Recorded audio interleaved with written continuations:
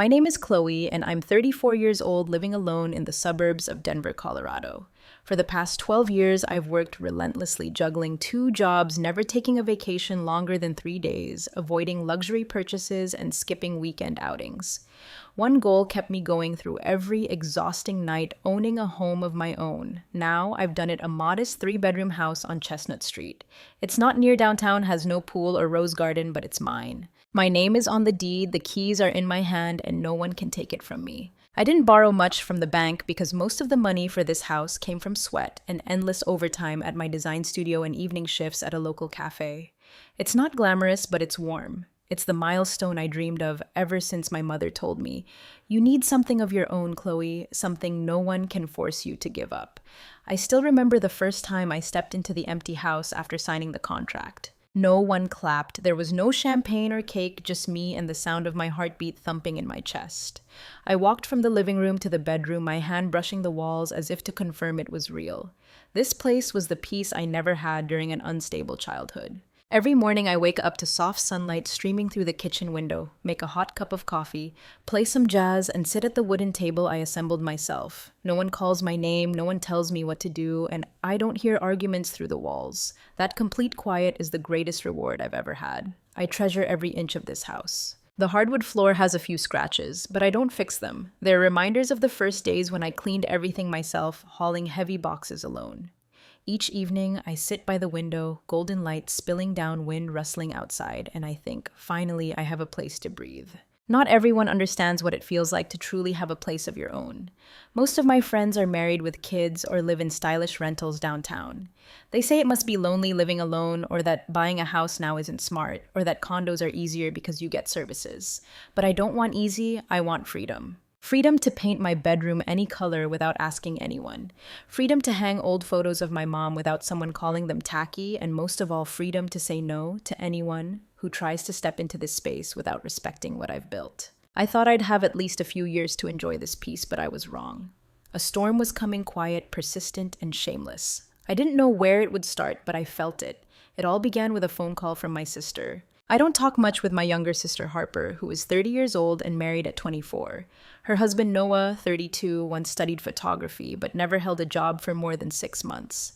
They're the free spirit type you see on Instagram, always in a new city posting beach walks or desert meditation photos with captions like, "Choose living, not surviving." Harper and I were never alike. I need stability like air, but Harper sees it as a cage. She once told me, half joking, "You live like an old lady afraid of risk. I'd rather have 1 year of real living than spend a lifetime stuck in a kitchen with bills." I didn't argue everyone has the right to choose their path, but I never imagined her version of real living would come crashing into the quiet world I'd built with so much care. 3 months ago, Harper and Noah sold their small house in Phoenix, where they'd lived for nearly 5 years with their two kids, Jackson and Amelia, both 4 years old. They bragged about the hot housing market, sold at a great price, and decided to put it all into their dream, a year-long road trip around the US in a van. "You should try living like this just once," Harper said during a FaceTime call. Her eyes glowed, and behind her were stacks of boxes being taped up. "We've planned everything. Airbnb, stays online, work selling photos, making content, living free, teaching the kids from nature. Don't worry about us." Okay, I wasn't worried. I knew anything I said would be seen as negative energy. But deep inside, a chill ran down my spine. They were throwing themselves into a dream with no safety net. I followed them on social media. During the first few weeks, everything looked dazzling. They posted shots at the Grand Canyon, the California coast, and a music festival in Oregon. The kids wore colorful clothes, dancing in crowds. Harper captioned, "This is real childhood, no fences, no limits." I didn't hit like or comment, partly because I didn't want to burst their bubble, but also because I refused to become the safety net when that bubble inevitably popped. I didn't have to wait long. 2 months into their journey, I got a call near midnight. Harper's name lit up on my screen. I hadn't said hello when I heard her crying. "Chloe, we've burned through all the money," she said, her voice wrecked, nothing like the vibrant woman in those recent photos.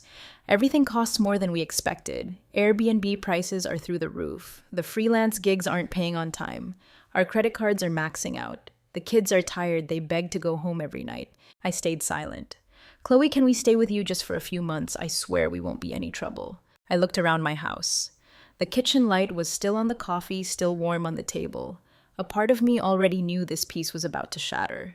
Before I could respond, Harper continued, her voice mixed with quiet sobs. Please, let us stay just for a few months. We'll figure things out after that. I sat still in my familiar kitchen eyes fixed on my phone screen. On one side was my sister's desperate voice. On the other, the soft yellow light falling on the painting Mom left me, the one I hung on the wall the first day I moved in. I had become so used to the calm of this space, and I knew the moment I said yes, it would all disappear. How long exactly, I asked, trying to keep my voice steady. I don't know, maybe 8 to 10 months. We just need time to get back on our feet, find work, pay off credit cards. Jackson and Amelia need somewhere stable to study. I promise we won't be a burden. We'll stay out of your way. I sighed and set my coffee down. My mind raced. I had a 3-bedroom home, but one room was my office, and the other was used for storage and my treadmill. The space was perfect for me, a single woman who values order and solitude. Adding 2 adults and 2 young kids, I couldn't picture what that would look like. I took a deep breath and said slowly, Harper, I understand your situation, but honestly, I don't think living together is the right solution. There was sudden silence. I'll never let this is my home. I've lived here alone for nearly 6 years. I need peace to work. I have a structured routine, and I can't upend my entire life just because you and Noah didn't plan properly. The line went quiet for a few seconds. Then Harper spoke, her voice low, like she was swallowing anger. So you're saying no? Not exactly, I softened my tone. I'm willing to help. I can cover part of your rent for a few months. I also have friends in real estate who can help you find a decent place nearby that fits your budget. I thought I'd offered a fair compromise, real support, without sacrificing everything I'd worked so hard to build. But Harper didn't see it that way. You know how we've been living these past 2 weeks, sleeping in the van at gas stations. Amelia's had a fever for days. Jackson cries every night asking to go home. And you, the only one in this family with a house big enough, just turn your back like it's nothing. I bit my lip and said nothing, because if I opened my mouth, I might have said something I'd regret. How many bedrooms do you have, Chloe? 3, right? Well, we're curled up in a freezing van in 40-degree weather. I'm not asking for money, I'm asking for a roof. And even that's too much. Her voice rose. I could hear Noah saying something in the background, then Amelia's soft cough. A part of me ached. I love those kids, they're my family. But I couldn't let emotion cloud reason. I'll transfer $2,000 to you tomorrow, I said firmly. Use it for a security deposit on a rental. I'll ask my friend to help find a place nearby, but I can't let you and your entire family move in. Harper let out a bitter laugh. You really are heartless. I haven't asked you for anything in 12 years, but the one time I beg you, you say no. It's not saying no, I said this time without softening. It's setting a boundary. I've spent years sacrificing for others. Now I want to live my own life, and that doesn't mean I don't care. The line went dead. I thought the conversation was over, but less than an hour later, my mom called. She didn't say hello, just let out a sigh, then asked coldly, Chloe, are you really going to let your sister and her kids be out on the street? I wasn't surprised when the next morning my phone wouldn't stop buzzing. My mother, Patricia, 61, a woman whose voice is always soft, but whose words cut like knives, called 3 times in 15 minutes. I was making coffee when she called a 4th time. I finally answered. Chloe, I heard everything from Harper. She said, her voice not soft like usual. Are you really planning to abandon your sister and her 2 kids in the middle of a crisis? I leaned against the sink, gripping my coffee mug like it was the only thing keeping me steady in the storm building around me. Mom, I offered financial support. I even said I'd help cover a few months of rent for them. But I can't let them live in my house for nearly a year without a clear plan. I have my own life. You know that. She took a deep breath, then spoke like I'd done something shameful. You always have to calculate everything, always need a clear plan. Harper's not like you. She lives from the heart. She might make mistakes, but at least they're the mistakes of someone who dares to live. And you... I tightened my grip on the mug. Living with logic doesn't mean I'm heartless. You can't expect me to sacrifice everything just because my sister made choices without a backup. Silence. You've changed, Chloe, her voice softer now, but sharp like thorns. Ever since you got that house, all you think about is yourself. You should remember nothing lasts forever. One day you'll need someone too. And when that day comes, don't expect anyone to open their door for you. I swallowed hard, trying to stay calm. I don't expect anyone to open a door for me, Mom, because I've always opened my own. That's exactly why I value this home so much. After the call with my mom, I thought things might calm down, but they didn't. 2 hours later, my father, Thomas, 67, called.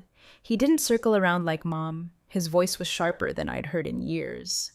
Chloe, I can't believe you're refusing to help your own blood during a time like this. You're living alone in that huge 3-bedroom house, and your sister and her kids are sleeping in a car. I blinked. Dad, they're not homeless. They're staying in Airbnbs. They still have options. I already sent money. I offered to help find them a place, but they don't want that. They want to live in my home for free. What's the big deal? It's just 10 months, Chloe. Don't you remember when you first graduated and Harper let you crash at her place for 3 months? Did you forget? I gave a tired laugh. Those 3 months were during college in a 1-bedroom apartment on a couch. And I paid half the rent, Dad. This isn't the same. He wasn't listening. You're so wrapped up in being independent. You think just because you have a house and a job, you can say no to everyone. But if you live like that when you fall, who's going to catch you? I took a deep breath. If I fall, it'll be because of choices I made. And I will never show up at someone's door asking them to give up their freedom to fix my mistakes. He went quiet, then said one last thing before hanging up. You're real proud of yourself, aren't you? But you'll learn no matter how many houses you buy, they can't warm a life that's gone cold. I rested my head on my arm, exhausted, not angry, just tired.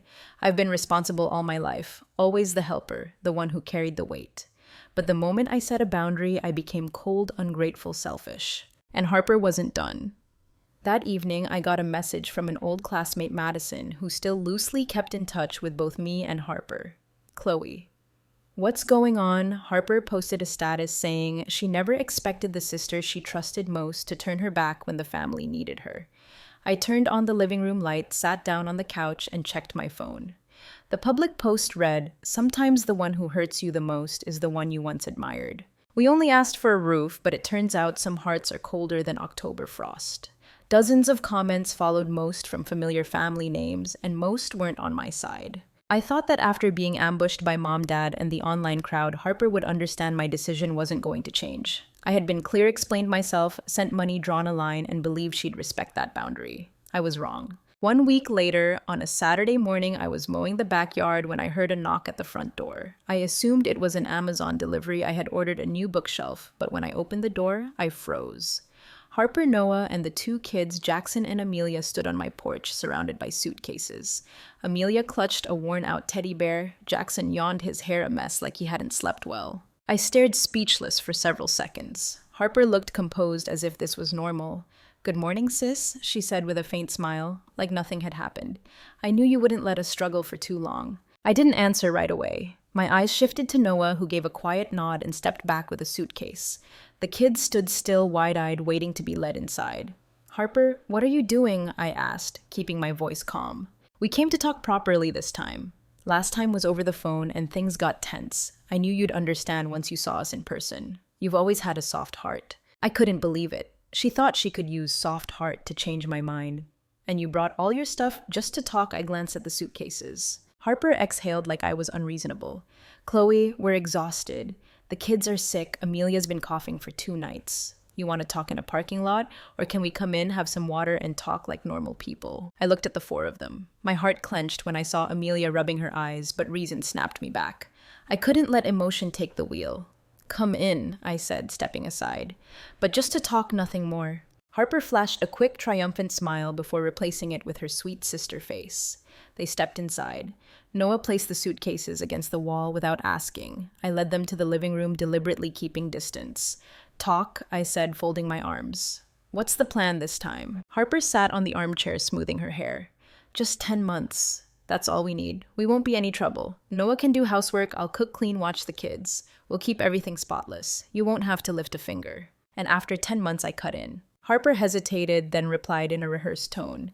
"If things are stable, we'll rent our own place. And if not, we've been keeping an eye on some cheap flights. There are deals in Arizona, so maybe we could hit the road again." I let out a dry laugh. "So after nearly a year living in my house, you still want to take off if you find a cheap flight? You really think that's okay?" Noah finally spoke up. "We're not trying to take advantage, Chloe. We just thought you'd be more understanding, you know." I walked to the window, avoiding their eyes. "You sold your house with no backup plan, blew all the money on hotels and restaurants, didn't save, didn't invest, didn't make a safety net for the kids, and now you're here knocking on my door, expecting me to rearrange my entire life to fix the consequences of your reckless choices." Harper stood, her face flushed red. "So now you're lecturing me. You always think you're right, but living your whole life stuck in the same boring mouse loop. What's there to admire in that? We're living. We're daring. And you're just scared. I turned to face her directly. Daring to live doesn't mean dumping your responsibilities on someone else and calling it freedom. The tension in the room was sharp as glass. Amelia started to cry softly, and Jackson buried his face in his dad's shirt. I spoke my final words, my voice ice cold. I'm not changing my mind. You have 10 minutes to pack up and leave. If you need it, I'll call you a cab. Harper stared at me, a mix of shock and fury in her eyes, but this time I didn't flinch. She stood frozen for a few seconds before her face turned red with rage. You really have changed. You never used to be this cold, she hissed. You used to say you'd always be there for me. Did you forget that? I clenched my fist but kept my voice steady. I did say that, but I never promised to carry the weight of every reckless decision you made. Reckless Harper let out a bitter laugh. I chose to live authentically. I dared to dream. You're a ghost work, come home, lock the door, call it stability. I turned fully toward her. Yes, I choose stability because I know exactly what instability costs, and I never want to stand at someone else's door with my entire family begging to stay without a plan. Noah couldn't stay out of it any longer. He stepped forward, his voice no longer gentle. I thought you'd be different, but turns out you've always been the type who only thinks about herself. Remember when we got married, Mom said you didn't pitch in because you were busy paying off student loans. Back then, you used the same excuse, prioritizing your future. Sound familiar? I stared at Noah, stunned. He had the nerve to bring up something from nearly a decade ago. You're right. I didn't help financially back then because I was working 3 jobs to pay off my student debt, and I don't regret putting myself first during that time. That's how I built this life. And you don't get to use something I couldn't do in the past to make me sacrifice what I have now. Harper stepped closer, just a hand's width away. You're being selfish. You live alone. This house is twice the size of what you need, and yet you can't spare a little space for your own blood. I stood tall, not blinking. This isn't about space, it's about boundaries. Some people go their whole lives never setting any, then blame everyone else when things fall apart. I'm not one of them. Amelia began to sob. Noah turned to comfort her, but Harper kept her eyes locked on mine as if glaring hard enough would make me back down. You'll regret this, she said quietly, like a curse. One day when you need someone, no one will be there. I gave a faint smile, though something twisted in my chest. If the price of having someone stay is giving up my peace and freedom, then I'd rather be alone. Noah dragged the suitcase to the door. He looked at me like I was the worst person in the family. We won't bother you anymore. But just remember you turned your back when your family truly needed you. I opened the door. The cold afternoon wind crept into the living room. Good luck, Harper. I mean it. She didn't reply, just told Jackson to hold his sister's hand and pulled the suitcase out of my house without looking back. I stood there, hands gripping the doorknob. What I felt wasn't anger or triumph, just an expanding emptiness in my chest, cold, heavy, and tired. But I knew one thing, if I gave in this time, there would never be a last time. I thought things would quiet down after Harper and Noah left, dragging their luggage and glares behind them. I didn't expect gratitude, but I hoped they'd respect the boundary I'd set. I was wrong, so wrong. I had underestimated how far my sister could twist the truth. Not even 24 hours later, my mother called again. She didn't wait for a hello. Her voice cracked like she'd been crying. Chloe, did you really kick them out onto the street? You watched those kids cry and just slammed the door. I froze in the kitchen, still holding my now cold coffee. What are you talking about? I didn't kick anyone out. I let them in, heard them out, and calmly said no. I didn't yell, insult, or shame them. Harper said you stood there, watched the kids cry, and pointed them to the street. I was speechless. Mom, I never did that. I invited them into my home. We sat in the living room. Everything was said with reason. But they didn't want reason. They wanted me to give up my entire space just so they could feel I cared enough. Mom went quiet, then ended the call with one line that hit like a stone. No wonder you live alone now. Maybe it's just easier when there's no one around to disappoint. That afternoon, my Aunt Evelyn, my mom's younger sister, sent a message. She rarely reaches out, usually just a holiday card, but this time she sent a long paragraph accusing me of being cold as stone and forgetting all the times Harper helped me in college. That evening, my cousin Isabella commented on an old photo I posted weeks ago, me reading by the window. Books may open your mind, but they don't open your heart. I went still. It felt like I was on trial in a courtroom I hadn't been invited to, and the verdict was already decided. I tried not to react, didn't post or reply, but my silence only gave people more reason to judge, as if saying nothing meant I was guilty. The next evening, my phone lit up with a message from Abigail, a college friend close with Harper. Chloe, I don't want to interfere, but if your sister's really in that much trouble, maybe you could soften a little. It's only 10 months after all. She's family. I replied with one sentence. Would you be willing to let a family of 4 move into your 2-bedroom apartment? Abigail never responded, but messages like that kept coming from old acquaintances, former classmates, past coworkers, people who'd never stepped foot in this house, who had no idea how many years I worked until 2 a.m. to pay off my mortgage. Another mutual friend, Logan, messaged with a neutral tone. I get that Chloe wants boundaries. I just think if it were me, I'd compromise a little. I responded, living alone doesn't mean living in excess. Just because I have 3 bedrooms doesn't mean I owe anyone the other 2. This house is the result of sacrifice, my right to live on my terms, bought with years of never getting sick, never quitting, never slipping up. Just as I was sitting alone in my living room watching those messages pile up, my phone buzzed again. Dad was calling. You should know the whole family's watching you, Chloe, he said. He wasn't angry anymore. His voice was quieter, more threatening. No one understands why you won't let your sister stay. They're calling you the Ice Queen. Have you heard that? I let out a bitter laugh. I figured they'd call me a self-made woman, but I guess around here independence is a crime. Dad said nothing else. He just hung up. I leaned back on the sofa, staring at the ceiling. The peace I'd fought so hard to build wasn't being destroyed because I did something wrong, but because I refused to carry someone else's consequences. And I didn't regret it. But I was starting to understand something. When you set boundaries, the people who benefited from crossing them get the angriest. I should have known this was coming from the way Harper looked at me before walking out. I could feel it. But intuition is different from seeing it unfold loud, clear, and public. Monday night, just after I stepped out of the shower, my phone blew up with notifications. I opened Facebook to check a message from a client, and my timeline erupted. The first post was from Harper, her profile picture showing her hugging Amelia against a soft sunset. The caption was long, emotional, and heavy with drama, and the only person in your family who could help chooses not to. When your kids are sleeping in a car in 40-degree weather and the sister you once admired just stands there in the doorway, what do you learn? That sometimes family isn't a place to return to, it's the place that hurts the most. Below were over 100 comments rising by the minute, relatives, distant cousins, old high school friends, even people I hadn't spoken to in years, all jumping in. I can't believe her sister would do that. A 3-bedroom house, living alone, and she can't take in her own blood. How do you sleep at night? I read each line, feeling like someone had a hand wrapped around my throat. What shocked me wasn't the outrage, it was the unanimity Harper received. No one asked for my side, no one fact-checked. All they needed was a heart-tugging story and an easy villain. I fit the role perfectly. I hadn't planned to respond. I wanted to stay silent, but when even my Uncle Benjamin, who lives in another state and hasn't seen me in 8 years, commented, I always thought Chloe was too cold. Logic without empathy kills the soul. I knew I couldn't stay quiet. I opened my laptop, took a deep breath, and started typing. The first line wasn't defensive, it was clarity. I'm not someone who likes airing private matters online, but if someone drags me into the court of public opinion, I have the right to speak. I wrote everything from start to finish, that I sent money, offered to help with rent, invited Harper's family into my home to talk, and only said no to them living here for nearly a year with no clear plan. I wrote that I love my niece and nephew, but love doesn't mean losing personal boundaries or sacrificing the peace I traded my youth to earn.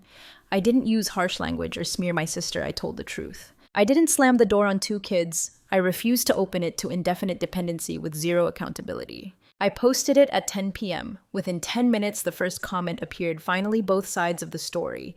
Then another, I once let someone rent my spare room for 3 months. It was a nightmare.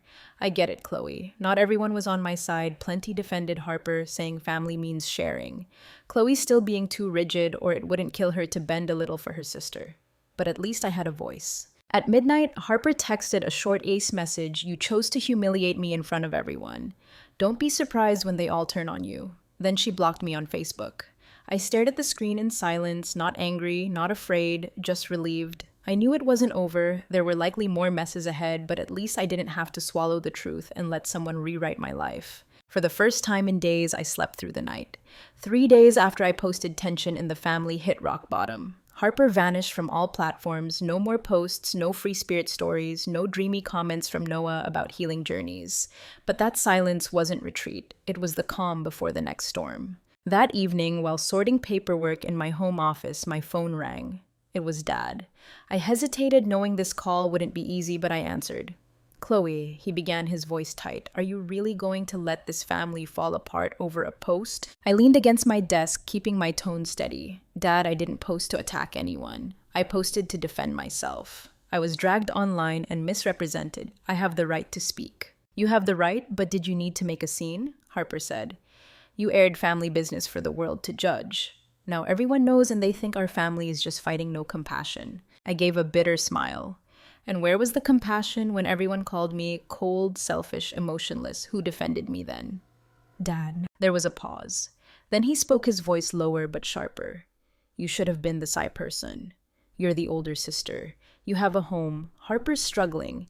10 months isn't forever. You should have opened the door, made peace. Your mother's been crying non-stop. I clenched my teeth. Do you think I'm trying to tear this family apart, or are you all just too used to me always backing down? Chloe, he barked. Are you talking back to your father? No, I'm telling the truth, I said, exhaling. My voice softened but didn't waver. I've lived my whole life responsibly. I never asked anyone for money, never asked anyone to hold my hand. I built my life brick by brick, and the first time I draw a boundary, I'm accused of destroying the family. So, what peace only exists if I keep saying yes? If that's true, was it ever real peace? He went quiet for a long time. I wasn't done. I did help. I sent money, I opened up. But I can't open my entire life so someone else can move in, like it's owed to them. Harper isn't out on the street, she's just being told no because she refuses to take responsibility. A heavy breath on the other end. Then he spoke slowly. I just hope you won't regret this, Chloe. Some things once lost can't be regained. I swallowed the lump in my throat. If what I lose is the peace I fought so hard to build, then yes, I accept not getting it back. The call ended without a goodbye, just a flat beep and silence that echoed. I set my phone on the table, my hands trembling slightly. I wasn't sure if it was anger, heartbreak, or release, maybe all three. Then a new email notification popped up from Harper. Subject, you win, Chloe. The body was 3 lines. You turned the whole family against me. Well done. I hope you enjoy sitting alone in the fortress you built from stone and rules. But remember, when you need someone, no one will be left. I stared at the words and a bitter smile crept across my face. They didn't understand. I didn't choose to live alone because I don't need anyone. I chose it because I was tired of always being needed but never understood. After Harper's email, everything went eerily quiet. No calls from Dad, no guilt-ridden texts from Mom, and not a word from Noah or the kids. My Facebook returned to normal, but my friend list was shorter. A few people quietly unfriended me, others hid my posts. In their eyes, I'd become the poster woman for successful but heartless. I wasn't angry, just felt like I was standing on an isolated island. The days that followed passed in a distorted calm. I still went to work, consulted with clients, watered the plants every Tuesday evening. But something in me shifted, not regret, not sorrow, but clarity. I saw my family dynamic more clearly than ever. As the eldest daughter, I was always told Chloe has to set the example. Chloe needs to be patient, Chloe should give in. And I did without complaints or demands. But when I said no, the masks fell off. To many, I was only lovable as long as I was sacrificing. One Saturday afternoon, I sat on the back porch with a mug of hot tea, watching the white daisies I planted in early spring lose their petals. The air was crisp, and there was something raw but freeing in the breeze. I no longer felt the need to prove I wasn't a bad person or responsible for healing wounds others wouldn't own. I just needed to breathe in my own home on my own terms in the life I traded my youth to build. My mother still hadn't called. My father sent one brief text, "Whenever you're ready, the family's still here." I didn't respond, not because I wanted to cut ties, but because I refused to reopen a relationship stuck in old patterns of one-sided expectations. Real connection exists only when both people grow, take responsibility, and respect each other. Without that, blood alone doesn't make us more than strangers. 1 month after the Facebook incident, I ran into Charlotte, an old friend from yoga class who was close with Harper in high school but had distanced herself from that circle. After class, she sat beside me and smiled. "I read your post. No one says it out loud, but a lot of people understood. They just don't have the courage to admit it." I was surprised Charlotte was never the meddling type, but her voice was sincere. "You know," she added, "maybe people are so bothered because you were brave enough to set a boundary, and they aren't." I smiled a real smile that didn't need to defend itself. "I don't want anyone to take sides," I told her. "I just want people to stop rewriting the truth." Charlotte nodded. That kind of strength, not many have it. That night, I returned home to my familiar space, the cozy living room, the soft scent of wax melts the tidy bookshelf, and a stillness that wrapped around me like a quilt on a cold winter night. The house hadn't changed, I still lived alone, and I'd never been more grateful for it. I don't have everything, and I've probably disappointed some people, but I didn't lose myself. I'm no longer the Chloe who always nodded, gave in, and let others' feelings take priority over my autonomy. Now I have a small house I built with my own hands and a clear, firm boundary between real love and manipulation disguised as family loyalty. My story isn't just a family drama, it's a lesson in boundaries and self respect. In a world where women are often expected to sacrifice, I chose to protect the peace I paid for with my youth.